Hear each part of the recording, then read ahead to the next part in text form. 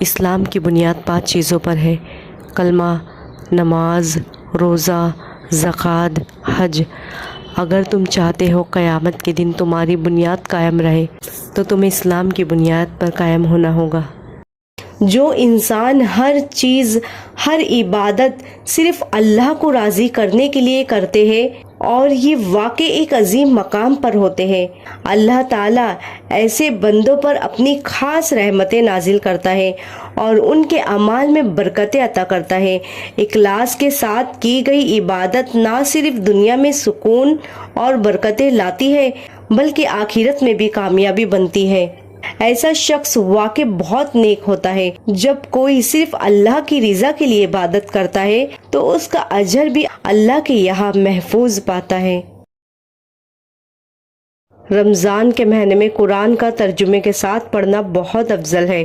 اس وقت قرآن کی تلاوت اور سمجھنا دونوں ہی عبادت کا حصہ ہے۔ حدیث میں آیا ہے کہ رسول اللہ صلی اللہ تعالیٰ علیہ وسلم نے فرمایا کہ قرآن پڑھنے والوں کو بہت بڑا اجر ملے گا۔ رمضان کے مہینے میں قرآن کی تلاوت اور سمجھنا انسان کو نہ صرف روحانی سکون دیتا ہے بلکہ اس سے زندگی میں عمل کرنے کی راہ بھی ملتی ہے۔ اللہ آپ کو اس عبادت میں کامیابی دے۔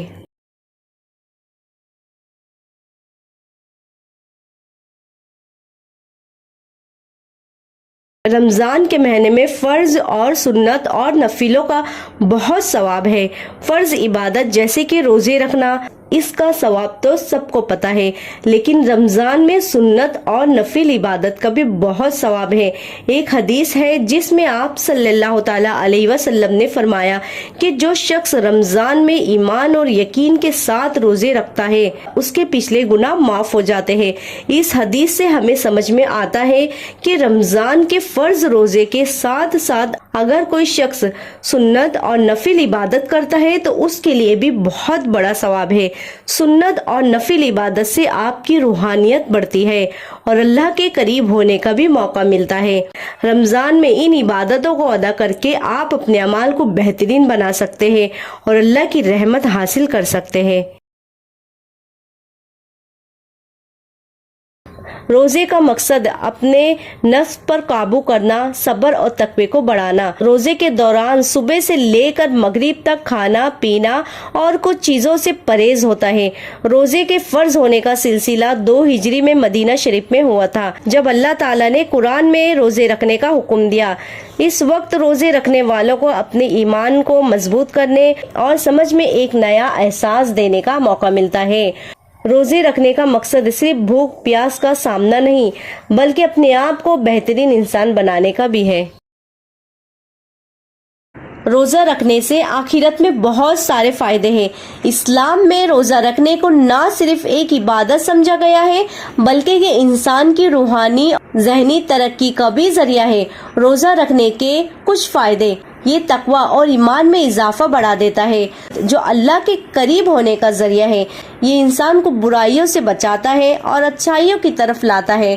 روزہ رکھنے والا اپنے منہ اور اعمال پر قابو پاتا ہے جو اسے برے کاموں سے بچاتا ہے اور اچھے عمل کی طرف لاتا ہے۔ رمضان کا پہلا عرصہ رحمتوں اور برکتوں سے بھرا ہوا ہوتا ہے۔ اس دوران اللہ کی رحمت بہت زیادہ ہوتی ہے اپنے بندوں پر۔ جو لوگ اس وقت عبادت کرتے ہیں ان کے لیے معافی اور برکتیں ہیں۔ رمضان کے مہینے میں روزہ رکھنے، قرآن کی تلاوت کرنے، نماز پڑھنے کی بہت فضیلت ہے۔ اس وقت کا فائدہ اٹھانا ہر مسلمان کو چاہیے اور اپنے گناہوں کی معافی مانگنی چاہیے۔ رمضان کے مہینے میں تراویح پڑھنے کا بہت ثواب ہے۔ اس نماز کو سنت موقدہ کہتے ہیں۔ حدیث میں آیا ہے کہ جو شخص رمضان کے مہینے میں تراویح پڑھتا ہے ان کے گناہ معاف ہو جاتے ہیں۔ اس نماز کو پڑھنے سے انسان کو اللہ کی رحمت اور برکتیں ملتی ہے۔ تراویح پڑھنے سے روحانی سکون ملتا ہے اور یہ عبادت کا ایک اہم حصہ ہے۔ اگر آپ بھی روزہ رکھتے ہیں تو آئیے جانتے ہیں کہ جنت میں روزے دار کن دروازوں سے داخل ہوں گے۔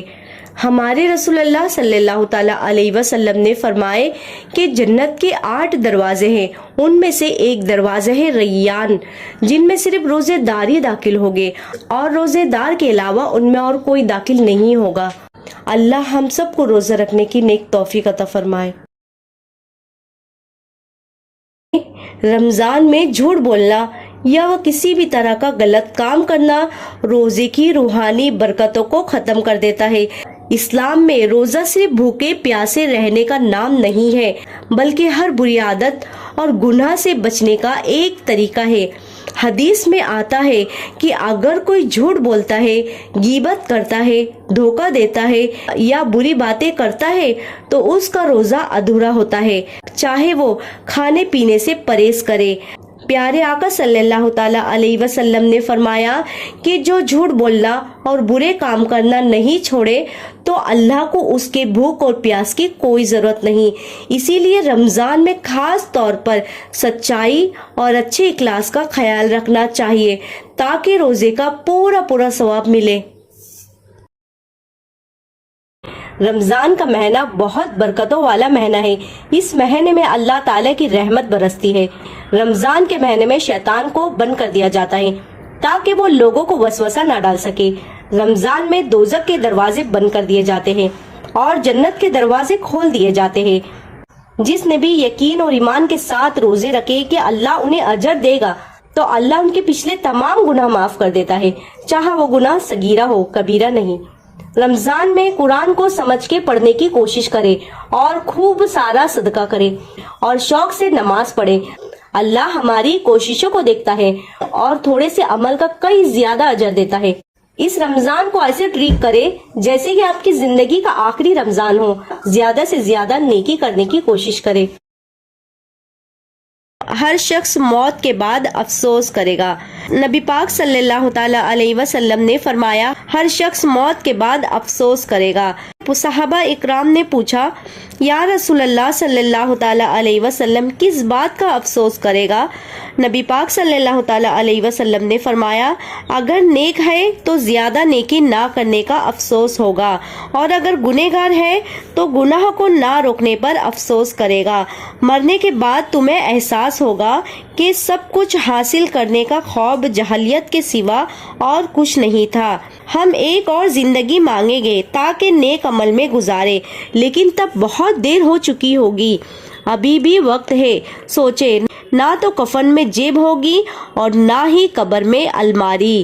مٹی میں جانے کے بعد یہ سب کچھ کام نہیں آئے گا۔ اگر کچھ کام آئے گا تو وہ ہے صرف آپ کا نیک عمل۔